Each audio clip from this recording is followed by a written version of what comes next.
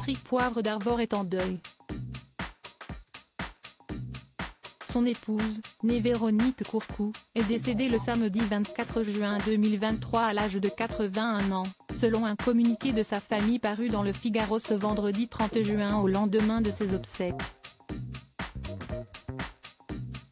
Leur mariage a résisté, pendant près de 40 ans au drame, aux infidélités et autres accusations de viol aggravé dont P. Diddy fait l'objet, jusqu'à leur séparation, en 2010, bien qu'ils fussent toujours légalement unis.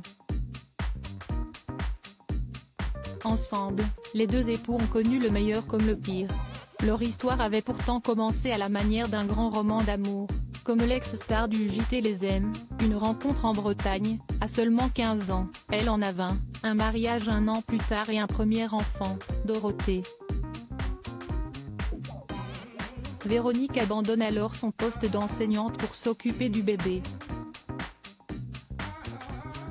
5 autres enfants naîtront de leur union, marquée par les premiers drames. Arnaud, 51 ans, que l'on connaît comme animateur télé, Morgane, 42 ans, mais aussi Tiphaine, née en 1974 et décédée de la mort subite du nourrisson, et Garance Mort née en 1980.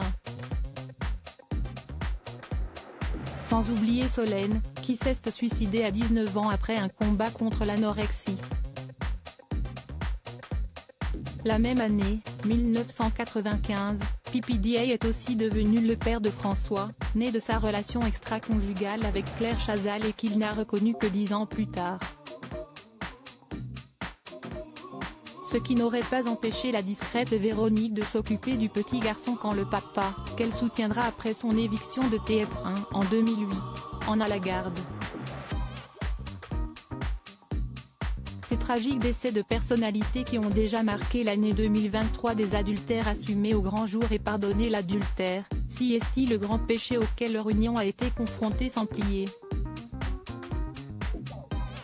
Car P. Diddy a multiplié les conquêtes, régulièrement paparazzé et pardonné, une romance de 3 ans avec l'écrivaine Claire Castillon au début des années 2000, qu'il évoque dans son roman La mort de Don Juan, puis une idylle avec la chroniqueuse Agathe Borne, au bras duquel il s'affiche sur les tapis rouges avant de s'écharper devant les tribunaux.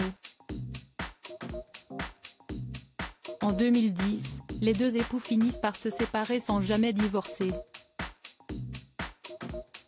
Véronique Courcou est ainsi restée Madame Poivre d'Arvor jusqu'à son dernier souffle.